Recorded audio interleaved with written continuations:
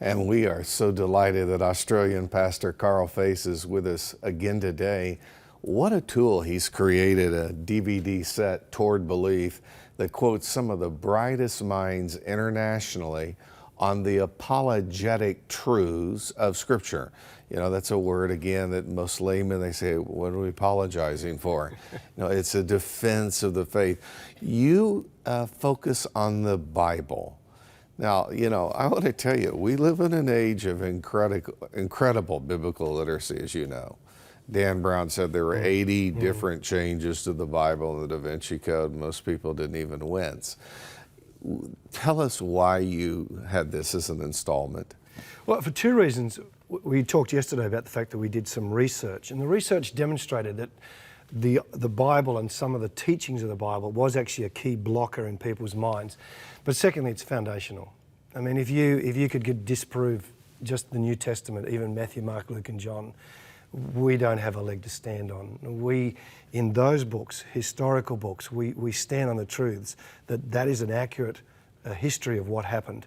So the Bible is key, and that's why we just couldn't avoid dealing with that subject. And so Luke says we have infallible proofs, and this clip will show you the distinction of the Bible in all the literature of antiquity. Take a look. Well, if you compare the Bible with its closest equivalents that have survived, like the writings of Caesar or Plato or Homer, what you see is that the documents that survive for those, you know, can be numbered on your hands. The documents that survive for the New Testament number into the thousands, and they're still being discovered today. So, you know, some people say around 5,000 documents in multiple different languages: Greek, Latin, Syriac, all the known languages of the ancient world. Very quickly, as the New Testament was known, it was copied and reproduced. And that's a tremendous protection against fraud and forgery, because you don't just have 2 or 3 manuscripts which could easily have been tampered with. You've got thousands, and they're being discovered still today. What about the books that the church has decided not to put in the Bible? There's a few of those that still exist, and people refer to them because they differ from biblical theology. What about those books? Why are they not in the Bible? Purely and simply because they were written too late.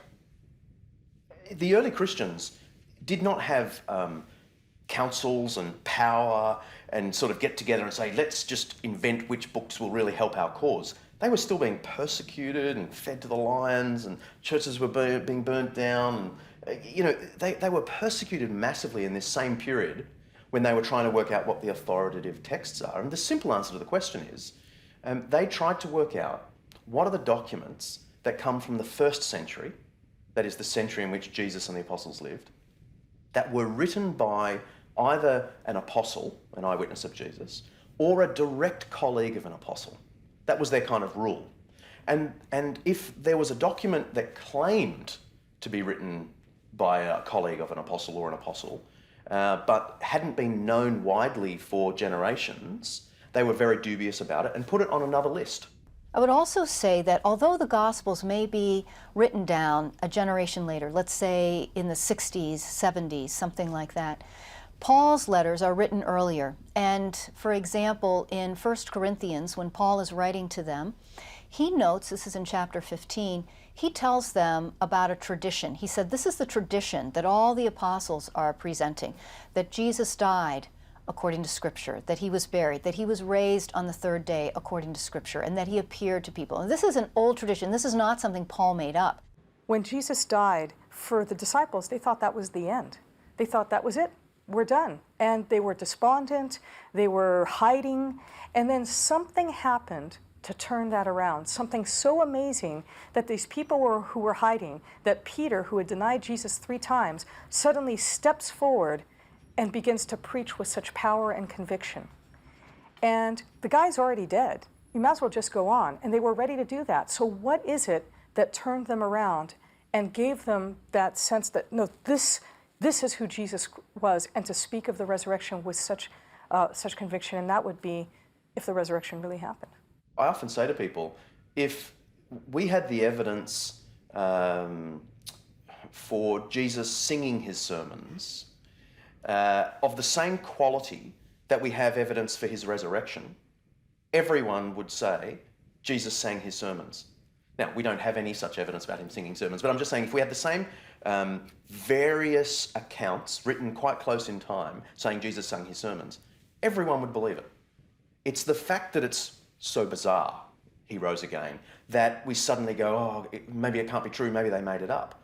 But in terms of historical evidence, it's pretty good that there was an empty tomb and that many people at the time were claiming to have seen him, which is the kind of evidence you'd expect a resurrection to leave behind. There's those that kind of say, oh, well, you shouldn't worry about believing the Bible because it's kind of contradictory, or it contradicts itself in looking at the gospel stories. Is there disagreement between the gospel stories? How well do they line up?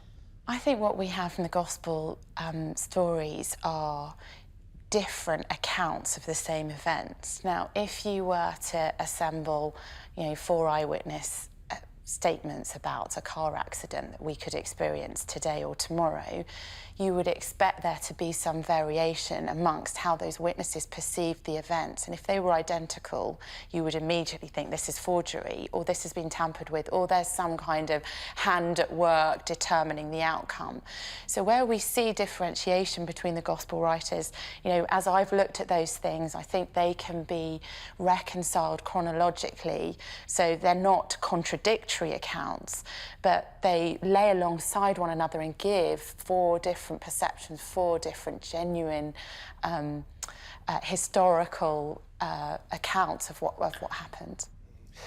In looking at the history of the Bible, do we just have the history of people like Jesus only in the Bible, or are the stories of Jesus found in other books and other writers at the time? Yeah, so we have extra biblical sources that back up what we have in the New Testament. So writers like Tacitus, who is a Roman writer, talk about Pontius Pilate and Jesus. You mention the main characters of the gospel narratives, and then you have the Jewish historian Josephus, who talks about not just Jesus Christ, but the high priests that are there at the trial and all sorts of other names that are mentioned by the Gospels. So we have another source, a guy called Thallus, who recorded the fact that the sky went dark when Jesus was crucified. Now, he was writing in 55 AD, and his writings don't survive. In fact, he was writing against what the Christians were saying, that this was some kind of proof of Jesus. He says, this is just an eclipse of the sun. He tries to explain it away. But actually, a later Christian writer called Julius Africanus writes in the 2nd century, recording what Thallus had written. And he tries to engage with him and says, it wasn't just an eclipse of the sun. This actually happened. But by recording Thallus's disagreement with the Gospel's interpretation of why the sky went dark, we have an ancient source telling us the sky went dark. So there are lots of sources outside of the Bible that contain evidence for us, not just of names, but also of events and places, details that the Gospel writers get right. Well, Sir William Ramsay said that Luke was one of the greatest historians of all time, and here we have leading Christian thinkers that diffuse the belief blockers of our time. 30 experts in this tool you've created. What was the favorite of this one on the authority and the veracity of Scripture? There's some excellent people between John Dixon, who you saw there with the wonderful Sydney background, and even Amy or Ewing that you were just listening to there, who's just got a really good grasp of why the Bible's believable and why we can trust what's written there, and just a really nice way of communicating it. These are all, keep in mind, these are all serious intellectuals who've done a significant amount of study. John Dixon, who you saw there in Sydney, he takes exception to certain leading atheists around the world at the moment who are actually saying statements like, well, you can't even be sure that Jesus existed, which is just a crazy thing to say. I mean, and they talk about... no intellectual would say that. No one is... And they talk about themselves as being the rationalists, the reasonable ones. Well, he's actually got a challenge out there in social media, is that he will eat a page of his Bible. If you can find a serious historian who doesn't believe Jesus actually existed, he hasn't had to do it yet. But the whole point is, serious thinkers, serious historians take this book seriously. And so it cannot just be easily dismissed as a myth. And we do believe that all Scripture is God-breathed. In the original manuscripts, it has that divine inspiration. You went to Oxford, and we typically think that's not the citadel of this kind of thinking, and yet it's burgeoning, it's growing, is it not? Yes, it is. And the Oxford Centre for Christian Apologetics, which several of the people we interviewed in this series is a part of that. And they hold their heads high in a place like Oxford, and we went to Cambridge as well. And people like John Lennox, who's been teaching in science and mathematics in Oxford for more than 20 years, John Polkinghorne, both of these guys doctorates. John Polkinghorne, professor of in science, teaching in Cambridge University for 25 years before he went into the Anglican ministry. Such an interesting guy. These people aren't kind of the dummies of the class who couldn't keep up. These are the brightest around, yet they're firm in their belief that the Bible is trustworthy, and the person of Jesus is someone that we can trust was a person, and what was said about him was true, and that belief in God is a reasonable lifestyle and a reasonable framework to commit your life to. Now tell us what we're going to talk about tomorrow, because it only gets better from here. Exclusive faith, which is the whole idea is there one way to Jesus, or is there all the roads kind of lead to Rome?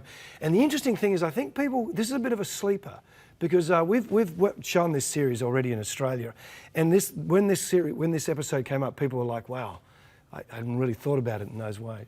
Well, and when we look at the world's religions, we ask ourselves, is Acts 4:12 really true, that there's no other name under heaven given among men whereby we must be saved? Tomorrow, tune in to get the answer to that. This is on our e-store, and it is entitled Towards Belief, 30 of the Brightest Minds internationally. And there is a study guide, perfect for a home Bible study, your Sunday school class. Great gift for a pastor, Christian leader. Be sure to get your copy.